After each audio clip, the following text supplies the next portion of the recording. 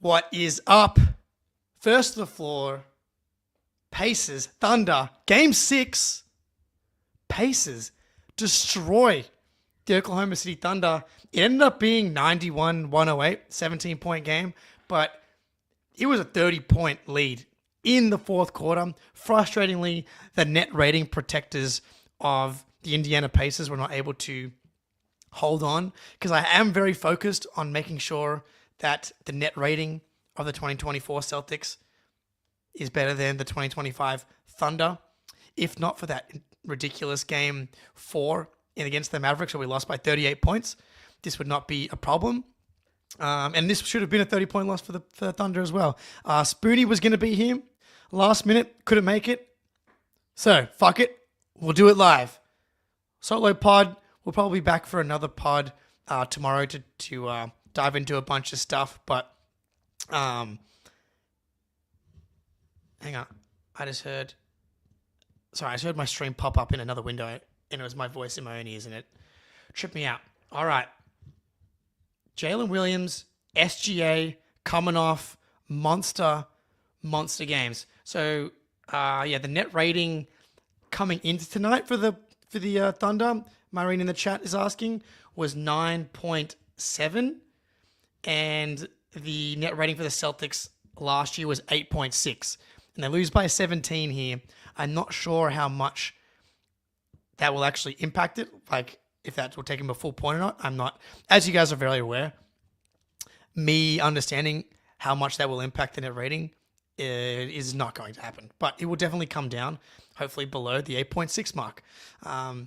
But yeah, coming off their best game of the playoffs, Jalen Williams 40 bomb, Shai was awesome. Coming into tonight, I like Halliburton with the calf.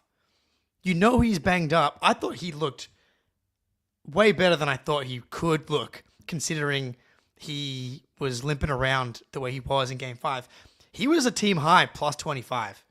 And early he looked a little bit shaky, but hit some massive shots, hit 3 threes, one of which was like a logo, deep shot.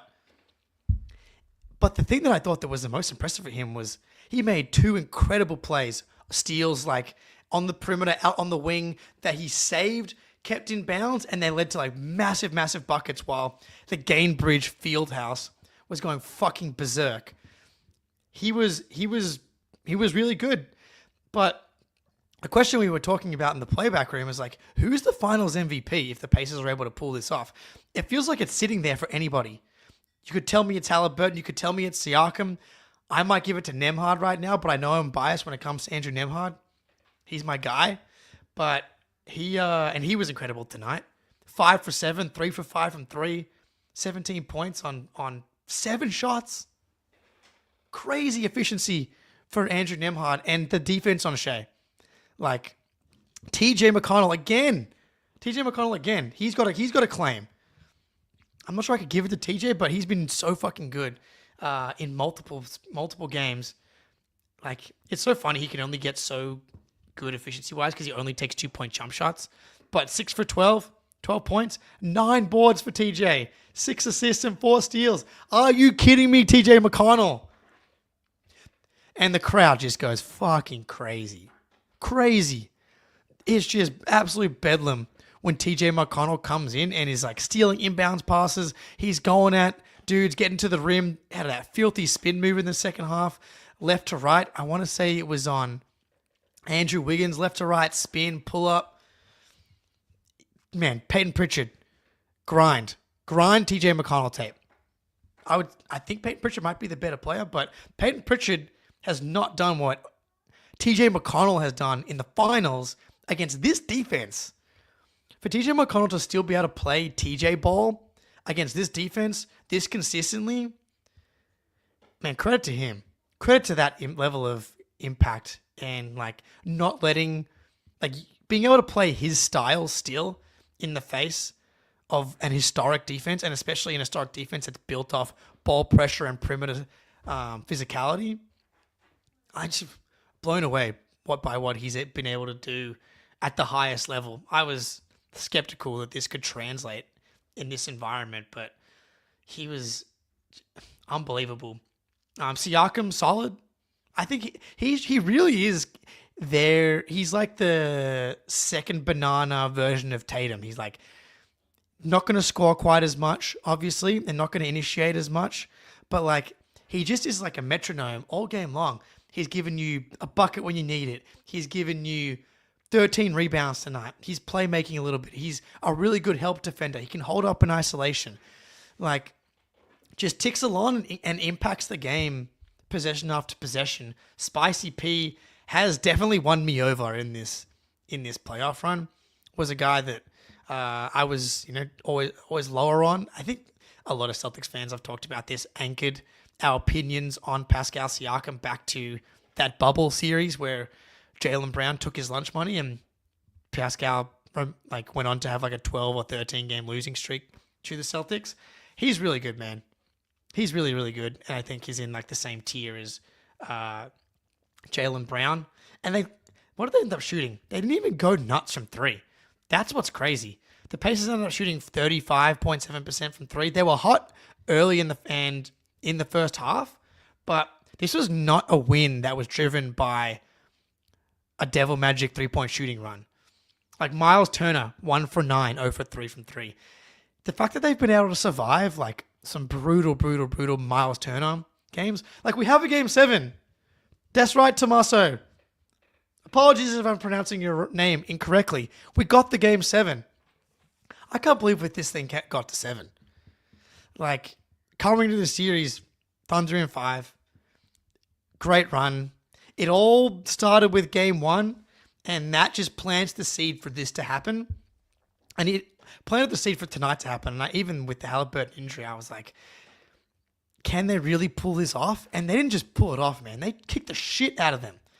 And, there's often in playoff series, there's like pride wins.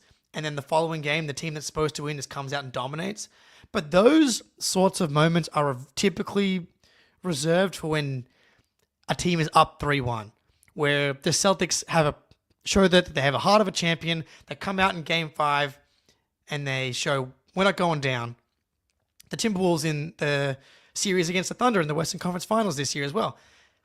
We're not going down in 5. We're not going down in 4 or whatever it is. They have a pride win when the other team is up 2-0 or up 3-1 or up 3-0. Similar to the way the Mavericks won in game 4 after the Celtics were up 3-0. It does not apply when if you lose that game, it's a game 7. Do or die. Game 7 championship. Your historic season, 68 wins. One of the best net ratings of all time. Historically dominant defense. Blasted your way through the Western Conference. Game 7. All it is, one game now. One game. I wonder what the odds are. I'm going to guess Thunder favored by like 12 is going to be my guess here. But I actually think it's less than that. It is 8.5. That is the smallest line that we've seen for a Thunder home game in this series. OKC looks gassed. I think so, man. Like this Pacers team is relentless. And the teams are just clearly closer than everybody thought. Take game 1 out. Like game 1, if like the Thunder are if the Thunder are better than the Pacers in the way that everybody thought they were, then this series ends in 6.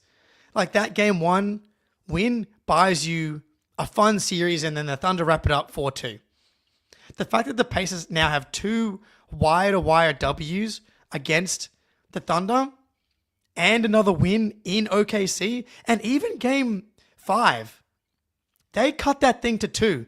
This team is much closer to the OKC Thunder than I thought. And Sure, there are some very, very few people that thought that the Pacers could actually win the series, and some thought it was closer. And credit to those people, man, that believed that the Pacers could actually do this, because they have. And now they are on the fucking doorstep of Game 7. And they can do this, dude. All it takes is one bad shooting night. And the Thunder have not shot the ball well all playoffs. Can the Pacers take care of the ball and just settle into the game, just like they've done over and over again? They did it in Game 1. Just stay attached. Thunder are going to punch. They're going to turn you over. And it's going to be like, why are the Thunder not up 20? Why are they only up 9? Or why are they only up 12? Can the Pacers just do that one more time, hang in the game? Because I don't know, man. All those concerns you had about the Thunder being young and are they ready for the brightest lights? They turned up in Game 7 against the Nuggets. That would be the concern, right? We've seen this happen in the second round against Jokic. The difference is Aaron Gordon was limping around. And the Nuggets were 4 men deep. This Pacers team went, 10 deep today again? Neesmith, Siakam, Turner, Nembhard, Halliburton, Toppin, TJ, Shepherd, Mathurin. Even Tony Bradley bought you okay minutes, and that's 10 deep.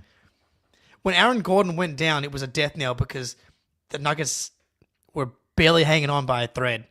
Like they just MPJ shoulder, Aaron Gordon's hamstring, and they trusted 4.5 dudes on that team. And coming to the series, that was my biggest question. I didn't think the Pacers could do this. I did not think that they could do this. But I was like, their offense is unstoppable. The way that they play, their commitment to their system between Halliburton and Pascal and Nembhard, and you bring TJ off the bench, they just move the ball. They play fast. They beat you with the pass, and they're just relentless. And I was interested to see that offense against this historic defense, and we've seen it win enough to force a Game 7. But on the flip side, this Pacers defense is just good now, and it's been hard for me to wrap my head around that is a reality, because that was their biggest weakness last season. They were better in the playoffs. They ended the regular season last season strong and were a better defense than people thought going into the playoffs. But it was still a pretty glaring weakness. They're straight up good now, man. Nembhard and what he's been able to do on Shai is so impressive. Like, he has been giving him trouble all series long. And it's probably been too long since I've handed out a little bit of slander here. Shai Gilgeous-Alexander, 21 points on 15 shots. Again, buoying his efficiency from the free throw line. 7 for 8 from the free throw line. Go back and look at every scoring log from this series. The efficiency is carried significantly by the free throws, and it's a skill, and we get it. But tonight he was in his grifting bag, and it was gross. But 8 turnovers to 2 assists. At one point, he had 6 turnovers and 0 assists. He was as responsible as anybody for why the Thunder were getting the shit kicked out of them. He is not in the same tier as a Jokic. It's just a fact. He is back with Tatum, Giannis. That is the group of players that he is in. He is not the playmaker. He cannot hold, like, the fact that he was able to, like, not able to keep them in this game at all, and he's been uneven at times. Incredible player, as an argument for the second best player in the league.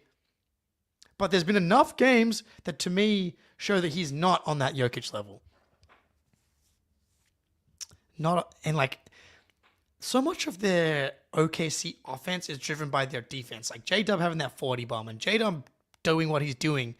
Like 55% true shooting for Jalen Williams. When you're the beneficiary of your defense generating 15 plus turnovers night in, night out, getting stop after stop after stop, your transition opportunities are so much higher than any other team that your offense is always going to be easier.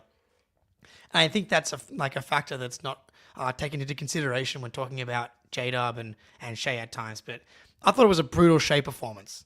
And there's been multiple of them in this series. Sadly, I don't think J-Dub did enough. Now, to steal Finals MVP. Like the perfect scenario here would have been like Shai plays like shit, but J-Dub has like a 25-point efficient game and they still lose, which puts him in position to actually steal the Finals MVP for Game 7. But like unless there's a massive gap between Shai and J-Dub in Game 7, I find it hard to believe that Shai is going to lose the Finals MVP, assuming they win. Assuming they win Game 7, which is no guarantee, obviously. Chet Holmgren was a disaster. And that's been the case a lot of the playoffs as well. Defensively, he's a freak. One of the best defenders in the NBA. And they've honestly, like, despite his offense being bad, they've needed him on the court. Like, the on-offs with Chet are still so important because he's, like, the key to their defense, or one of the keys to their defense. But 2 for 9, 2 turnovers, no blocks, brutal. 4 points. Not good enough, man. Just not good enough. And this is why I always think of when we're talking about the Celtics offseason, when people are talking about trading for the second overall pick with the Spurs or getting young talent back. The young talent, like I think J-Dub and Chet are going to continue to get better. They're 23, 22, 24, whatever age they are. Similar to the Jays. How good the Jays were in the Golden State finals compared to how good they are now and how good they were in last year's playoffs. Big gap. And so I expect J-Dub and I expect Chet to get there and get better. But when you're talking about rebuilding this Celtics roster and forming a title contender around Tatum that doesn't include a Jaylen Brown or Derek White, one, these young guys, there's no guarantee they become as good as J-Dub or Chet. They're not going to be ready to be the best version of themselves for 5 years. And the reason the Thunder have gotten away with it is because they have insane depth and insane defensive talent. Up and down the roster. Chet, J-Dub, like Hartenstein, Dort, Caruso. We know how insane it is. Shai is the only one of the big three that's in his prime. And you've had Caruso, who's shown that he's clearly a veteran ready to win again. But he wasn't able to step up tonight. And it's like, is he running out of gas a little bit? To know he's been fantastic in this series. Hartenstein's older, but like he has not been as impactful as in previous rounds either. But that's the thing. Winning and the Celtics, like the next version of them, is not going to be as loaded as this Thunder team. So if you get Dylan Harper at number 2, for example, him being ready to win the title by year 3, which is what it is for J-Dub, is unlikely. The fact that he's even as good as J-Dub is unlikely. That's just how these things work. So I'm someone who is very, very, very much so on the side of I would explore every opportunity to keep Jalen and Derek White and retool around those guys as opposed to doing like a blow it up type thing. But we'll be back tomorrow or another day talking about the Desmond Bane trade, more about the finals. This has been fun. OKC, Indiana, Game 7. We'll be streaming Game 7 on playback, of course. Man, what a run for the Pacers. What a run for the Pacers. They have 15 wins.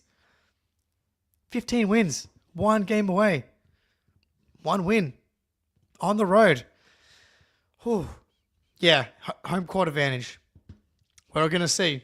And that's the thing. There's been such a massive gap between the Thunder on the road versus the Thunder in the playoffs. And Thunder at home. In the playoffs in particular. Because they were an awesome road team in the regular season. Just not as good as they were at home. In the playoffs in particular, nowhere near as good as they are at home. But yes, that'll do it. First to the floor. Appreciate you guys all being here. Make sure you like the stream if you're here. Would appreciate it. We'll have the live reactions up from the playback stream, losing our minds as the Pacers kick the shit out of the Thunder. And then we'll be back. You know where to find us. Till next time, go Pacers.